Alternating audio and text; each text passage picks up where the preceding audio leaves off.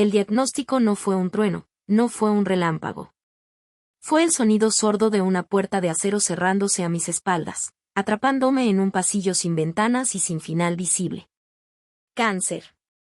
La palabra misma se sentía ajena en la boca del oncólogo, una palabra para otros, para historias tristes en las noticias, no para mí, Mateo, un arquitecto de 32 años que estaba a 3 meses de casarse. Miré a mi prometida, Valeria, sentada a mi lado. Su mano, que había estado entrelazada con la mía, se sentía ahora como un objeto extraño, frío y lacio. No me miró a mí. Miró al doctor, luego a la pared color crema, luego a sus propias uñas perfectamente cuidadas, como si buscara una salida de emergencia en la habitación. Yo buscaba una en sus ojos, pero estaban cerrados para mí. El viaje de vuelta a nuestro apartamento fue en un silencio tan denso que podía sentirlo presionar contra mis tímpanos. Ella conducía. Yo miraba por la ventana, viendo pasar un mundo que de repente se había vuelto borroso, desenfocado. Un mundo al que ya no sentía que pertenecía. En casa, el silencio se rompió, pero no con palabras de consuelo o de lucha compartida. Se rompió con el sonido de cajones abriéndose y cerrándose. La encontré en nuestro dormitorio, sacando su ropa del armario y metiéndola en una maleta. No había lágrimas en sus ojos. Había una determinación gélida que me asustó más que el propio diagnóstico. ¿Qué estás haciendo?, le pregunté, con una voz que sonaba como la de un extraño. Ella se detuvo, sosteniendo un vestido de seda, y finalmente me miró.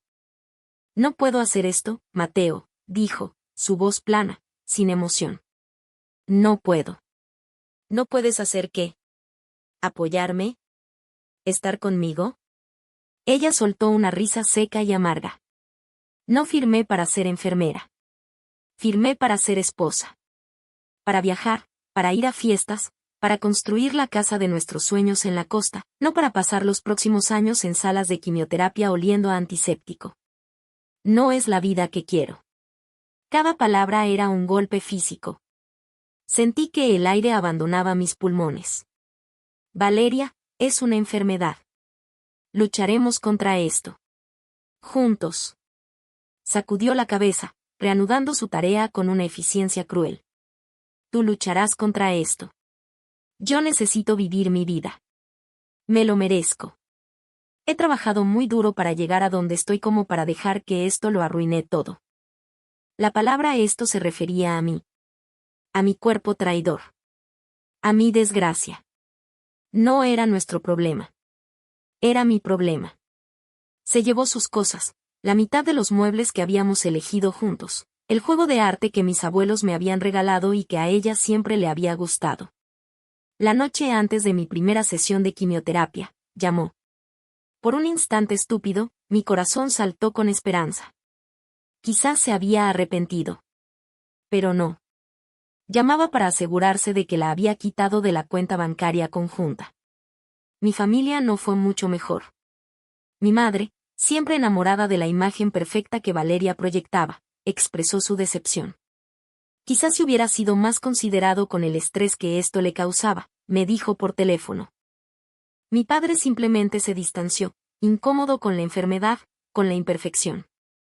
De repente, estaba solo.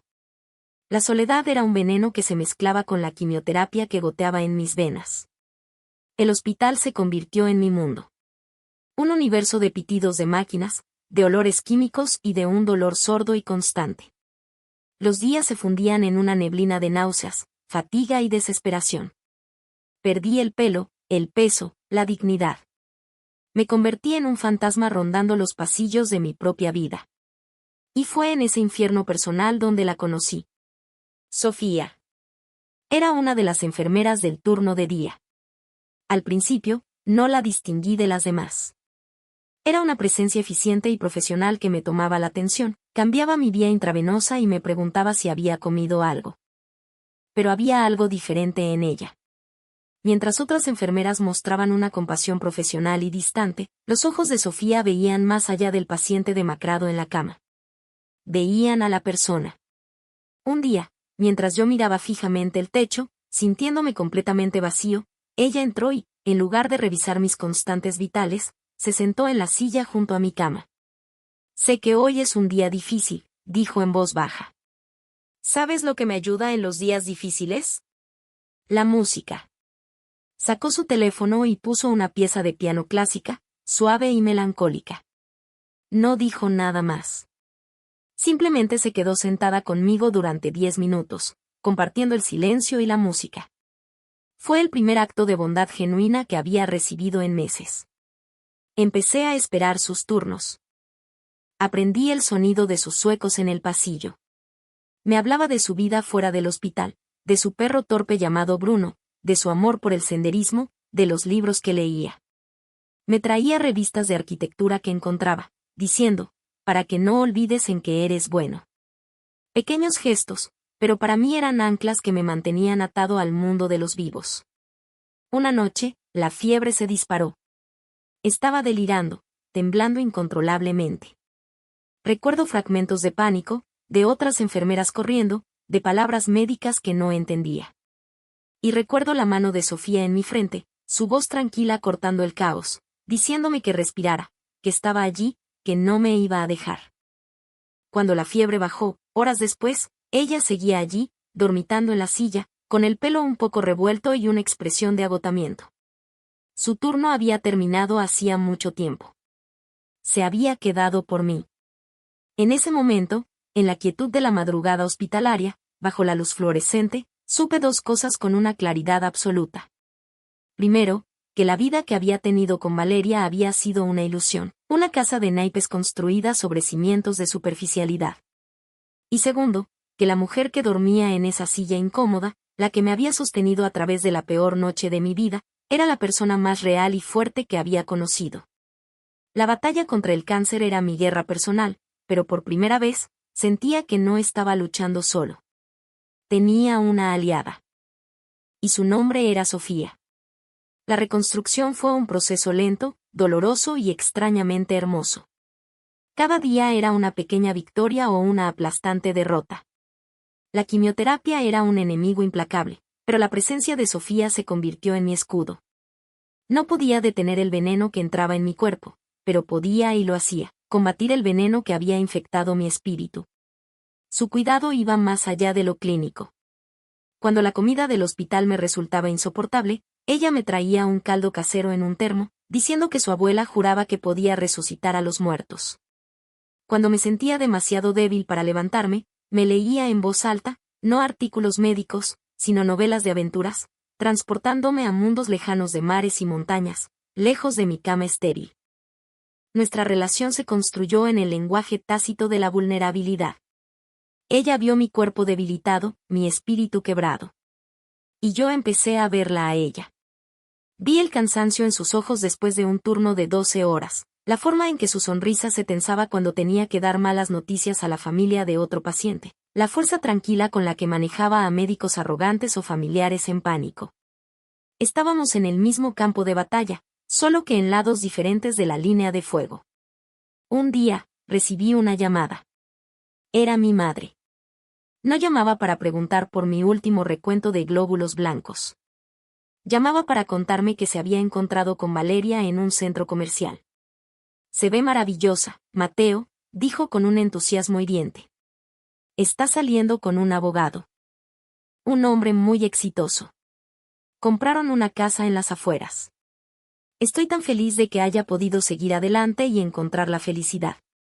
Colgué el teléfono, sintiendo una náusea que no tenía nada que ver con la quimioterapia. La rabia era un ácido caliente en mi garganta. No por Valeria, no realmente. Sino por la facilidad con que mi propia familia había validado su abandono, celebrando su felicidad construida sobre las ruinas de mi vida. Sofía entró en ese momento, con mi medicación en una pequeña taza de papel. Debió ver la tormenta en mi cara. ¿Todo bien?, preguntó suavemente. Y por primera vez, me rompí delante de ella. Le conté todo. Sobre Valeria, sobre mi familia, sobre la asfixiante soledad y la traición. No lloré. Las lágrimas se habían secado hacía mucho tiempo. En su lugar, hablé con una rabia fría y agotada. Ella escuchó pacientemente, sin interrumpir. Cuando terminé, No me ofreció clichés vacíos como todo pasa por algo o serás más fuerte por esto. Simplemente tomó mi mano, la misma que Valeria había soltado con tanta facilidad, y la apretó. Lo que ella y tu familia no entienden, dijo, sus ojos fijos en los míos, es que la fuerza no se mide por lo que evitas. Se mide por lo que enfrentas. Y tú estás enfrentando una guerra. Eres el hombre más fuerte de esta habitación, Mateo. De todo este hospital. Sus palabras no fueron un bálsamo, fueron una transfusión de sangre. En ese momento, algo cambió dentro de mí. La rabia no desapareció, pero se transformó. Dejó de ser un veneno que me consumía y se convirtió en combustible. Un combustible para vivir.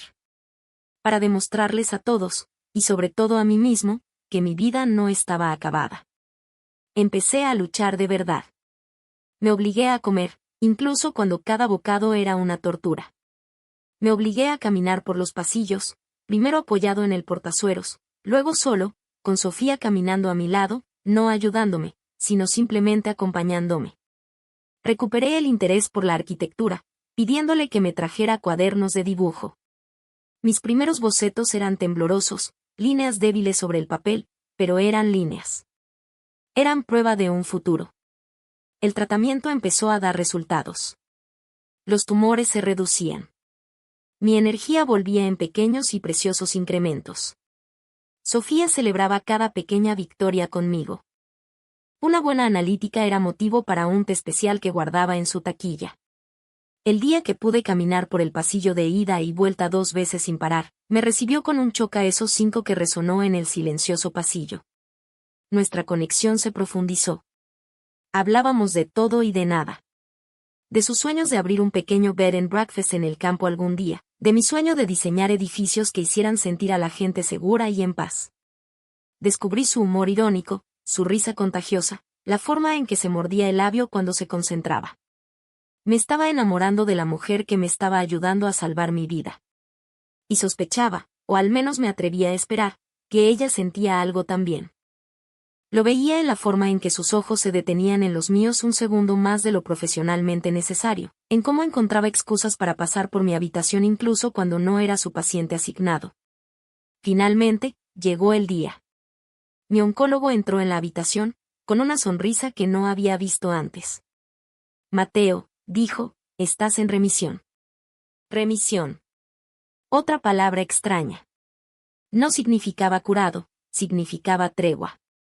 Pero una tregua era todo lo que necesitaba. Era una oportunidad. Era el comienzo. Sofía estaba de turno ese día. Cuando se lo dije, sus ojos se llenaron de lágrimas, las primeras que le vi derramar. Me abrazó, un abrazo fuerte y real que no tenía nada de profesional. Sentí su corazón latir contra mi pecho. Lo lograste, susurró en mi oído. Sabía que lo harías. Cuando se apartó, tomé su mano. Mi corazón martilleaba, no por la enfermedad, sino por el miedo y la esperanza. Sofía, dije, mi voz un poco temblorosa. Cuando salga de aquí, cuando sea un hombre de verdad de nuevo y no un paciente, ¿me permitirías invitarte a un café? El peor café de la ciudad, si quieres. No importa. Solo quiero sentarme frente a ti, lejos de todo esto, y darte las gracias. Ella sonrió, una sonrisa radiante que iluminó toda la habitación. Me encantaría, Mateo. Y que conste, ya eres un hombre de verdad. Siempre lo has sido. Unas semanas después, salí del hospital. El sol en mi cara se sentía como una bendición. El mundo era ruidoso y vibrante y estaba lleno de posibilidades. Mi vieja vida había sido arrasada por el fuego, pero sobre las cenizas, algo nuevo estaba a punto de crecer. Y todo iba a empezar con una taza de café. El café fue terrible, tal como lo había prometido. Era de una pequeña cafetería sin pretensiones cerca de su apartamento, pero para mí, sabía a victoria. Ver a Sofía sentada frente a mí, vestida con vaqueros y un suéter sencillo, sin su uniforme de enfermera, fue como verla por primera vez. Era aún más hermosa bajo la luz del sol que bajo las luces fluorescentes. Hablamos durante horas, torpemente al principio, y luego con la misma facilidad que habíamos encontrado en la quietud de mi habitación de hospital. Descubrimos que nuestra conexión no dependía del drama de la vida o la muerte, era real, sólida y estaba creciendo cada día. Nuestro noviazgo floreció de forma natural, sin prisas. Estaba construido sobre la base más sólida imaginable, la confianza absoluta, la gratitud y una comprensión mutua de la fragilidad de la vida. Ella me enseñó a vivir de nuevo, no como la persona que era antes, sino como alguien nuevo, alguien que apreciaba cada amanecer, cada conversación, cada pequeño momento de alegría. Vendí el apartamento que había compartido con Valeria, un acto simbólico de cortar el último lazo con mi pasado. Con el dinero, y una pequeña herencia de mis abuelos que había llegado mientras estaba enfermo, compré un pequeño terreno en las afueras, cerca de las colinas que a Sofía tanto le gustaba caminar. Empecé a diseñar nuestra casa, un lugar lleno de luz y ventanas abiertas, el polo opuesto a la habitación de hospital que había sido mi prisión. Un año después de mi remisión, le pedí a Sofía que se casara conmigo. Lo hice en la cima de una de esas colinas, al atardecer, con nuestro perro Bruno corriendo a nuestro alrededor. No hubo un anillo de diamantes extravagante. Le di una simple banda de platino, grabada en el interior con las palabras mi ancla. Mi faro. Ella lloró, y yo también. Eran lágrimas de pura felicidad. La noticia de nuestro compromiso llegó eventualmente a oídos de mi antigua vida. Y como era de esperar, esa vida intentó regresar. La confrontación ocurrió en la fiesta de cumpleaños de mi padre. Había decidido ir, no para buscar su aprobación, sino para afirmar mi nueva realidad. Sofía estaba a mi lado, su mano firmemente en la mía. Y entonces la vi. Valeria. Estaba allí, hablando con mi madre, con la misma sonrisa fácil y encantadora que recordaba. Cuando me vio, su sonrisa vaciló por un instante. Se acercó, su nuevo marido abogado a la saga. Mateo, dijo, su voz melosa. Te ves increíble. He oído que estás bien. Siempre supe que lo superarías. Mi madre nos miraba con una expresión expectante, como si esperara una reconciliación de película. Pero el hombre que Valeria había dejado no existía.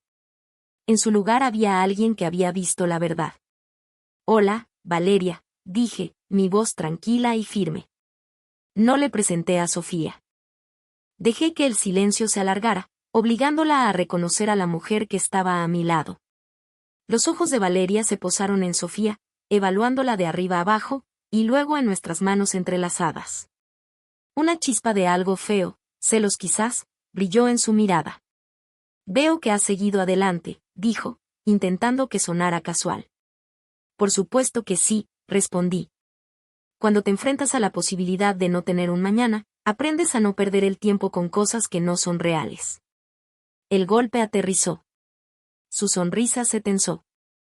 Fue mi madre quien intervino. Valeria ha estado muy preocupada por ti, cariño. Todos cometemos errores. La gente merece segundas oportunidades. Miré a mi madre, luego a Valeria, y sentí una oleada de calma helada. Ya no había ira. Solo una claridad profunda y liberadora. Un error, dije, mi voz aún baja, pero cada palabra afilada como un bisturí, es olvidar comprar leche de camino a casa. Abandonar al hombre con el que te ibas a casar el día que le diagnostican cáncer, llevarte los muebles y llamar solo para asegurarte de que tu nombre ha sido eliminado de la cuenta bancaria, no es un error. Es una elección. Es una revelación de carácter. El silencio cayó sobre nuestro pequeño grupo. La cara de Valeria palideció. Mi madre abrió la boca para protestar, pero la detuve con una mirada. Me volví hacia Valeria de nuevo. Dijiste que no habías firmado para ser enfermera. Y tenías razón. Pero lo que no entendiste es que yo no necesitaba una enfermera. Necesitaba una compañera. Necesitaba a alguien que estuviera dispuesto a sentarse en la oscuridad conmigo. Y tú no lo eras. Luego me giré hacia Sofía, tomando su otra mano y mirándola a los ojos, ignorando a todos los demás. Esta mujer, Sofía, era mi enfermera. Me cuidó cuando estaba en mi punto más bajo.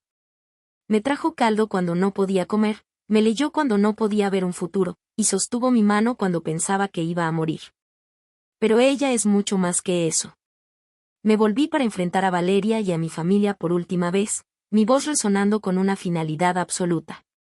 Ella es mi ancla. Es mi faro. Es la arquitecta de mi segunda vida. Y pronto, será mi esposa. El rostro de Valeria se descompuso. La máscara de sofisticación se hizo añicos, revelando la mezquindad que había debajo. Sin decir una palabra más, tomé la mano de Sofía y nos alejamos, dejando atrás los fantasmas de mi pasado para que se ahogaran en su propio silencio incómodo. Nuestra boda no fue un gran evento.